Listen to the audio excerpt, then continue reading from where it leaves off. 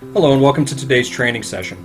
The video portion of this session will take approximately 11 minutes. We're going to cover today is OSHA's Hazard Communication Standard 2012 with GHS elements.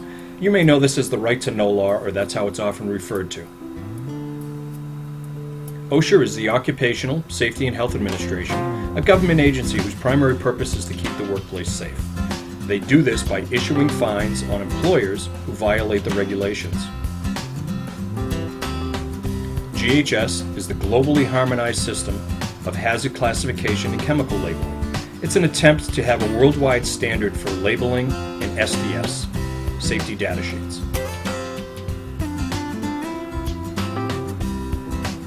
The Hazard Communication Standard law helps protect workers from chemical dangers. In the past, people were often working with products, nobody was making them aware of the dangers that might be involved, and over a long period of time they may have done damage to themselves from those products.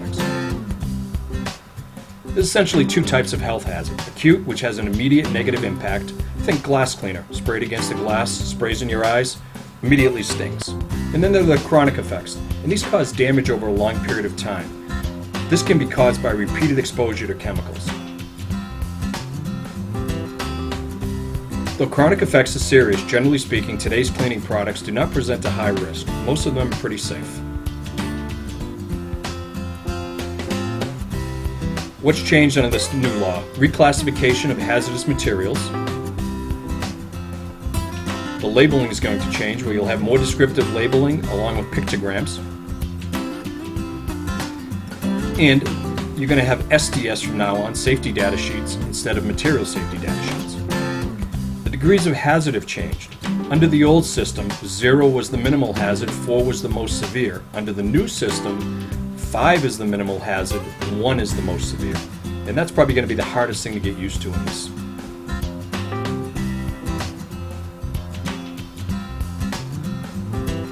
The Right to Know law says that your employer must provide a written hazard communication plan.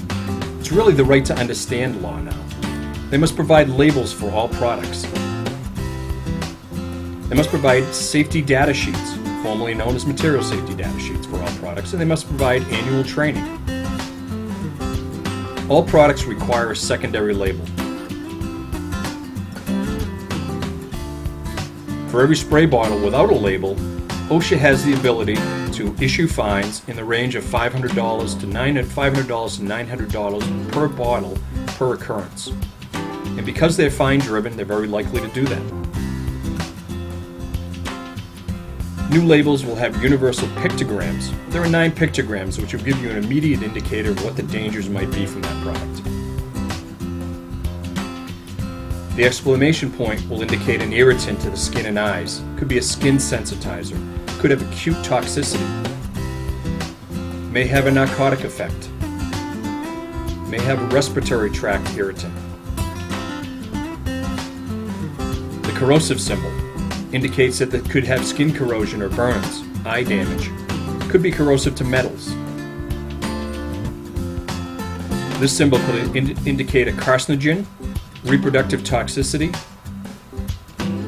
mutagenicity,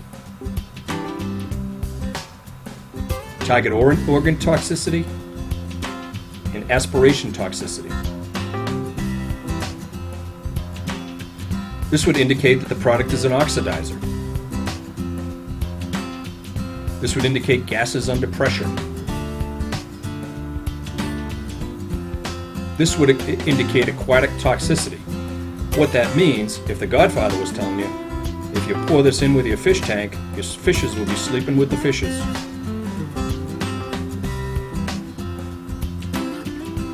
This could indicate explosives, self-reactives, organic peroxides.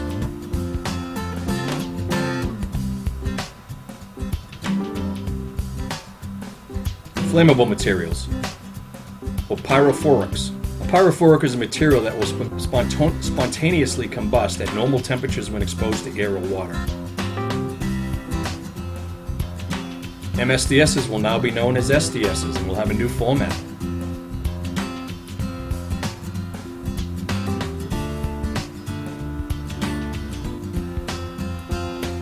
Timeline for these changes: manufacturers must have new labels and SDS ready to go June 1st, 2015. Distributors must deliver only newly labeled products and SDSs by December 2015, and employers must have properly labeled products by June 1st, 2016. The new labels will have a product indicator, which will tell you exactly what the product is. Give you supplier information, who makes it, where they are. We'll have hazard pictograms which will clearly identify some of the hazards. They'll have a signal word which will clearly indicate potential hazards. All labels will have a signal word. Or more precisely, all labels that contain hazardous material. The only options are danger and warning. Danger is the more severe of the two. Warning is the less severe. If a product is hazardous, it must have a hazard statement which tells you clearly what the hazards are. It must have a precautionary statement, a phrase that describes recommended measures to take to minimize adverse effects resulting from exposure or improper handling and storage. Examples: wear your respiratory protection. Wash with soap and water if you get it on your skin. Or store in a well-ventilated place. All SDSs will now have 16 sections. Here are the first 8.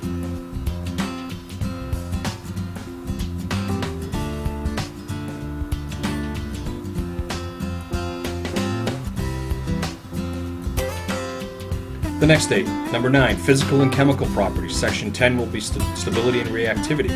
11 will be toxicological information. 12 will be ecological information. 13, disposal considerations. 14, transport information. 15, regulatory information. And 16 will contain other information, including the date of preparation of the last revision. Section 1 will identify the product very clearly. It will tell you the manufacturer, where they are, an emergency phone number, recommended uses for the product, and restrictions on use for the product. Section 2 will give you a hazard identification, class, and category. Identifies the nature of the physical or health hazard and the severity. You'll find your signal words there. You'll also find the pictograms, as well as hazards not otherwise classified.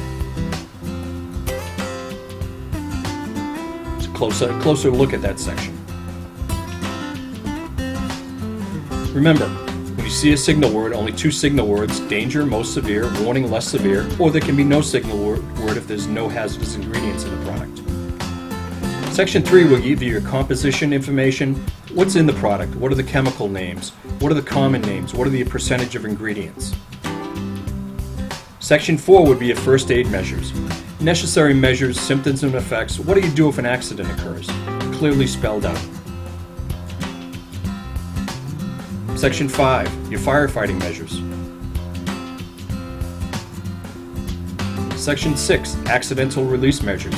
What are the precautions you need to take if it spills? What personal protective equipment do you need? What are the emergency procedures?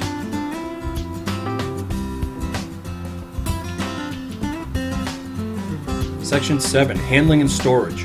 What are some of the precautions for safe handling and storage? What are the temperatures it needs to be stored at? What is it incompatible to be stored in the same room with? Section 8, the older folks will get it.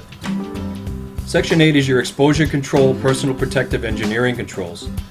Your personal protective equipment, what kind of protective equipment you should wear to handle this product. Very important section to us. Section 9, your physical and chemical characteristics. pH, color, so forth. Section 10, you'll find your stability and reactivity information. What are the possible hazardous reactions this product might have? What are some of the incompatible things? Section 11 would be your toxicological information.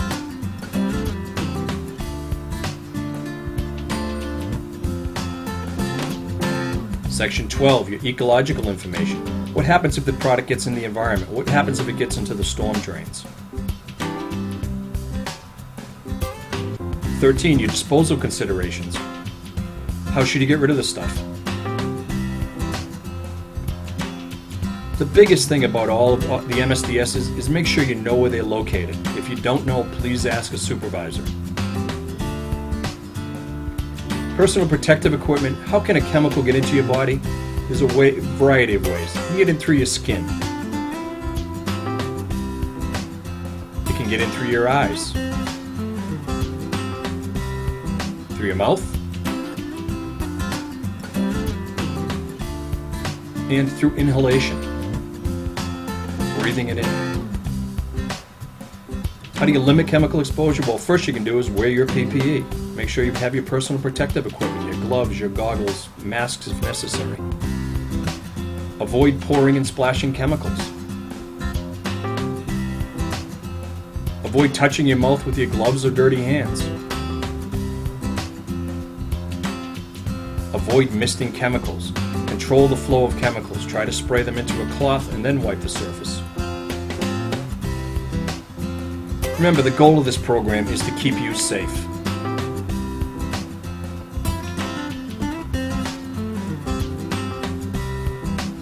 You did it. Thank you for attending and be safe.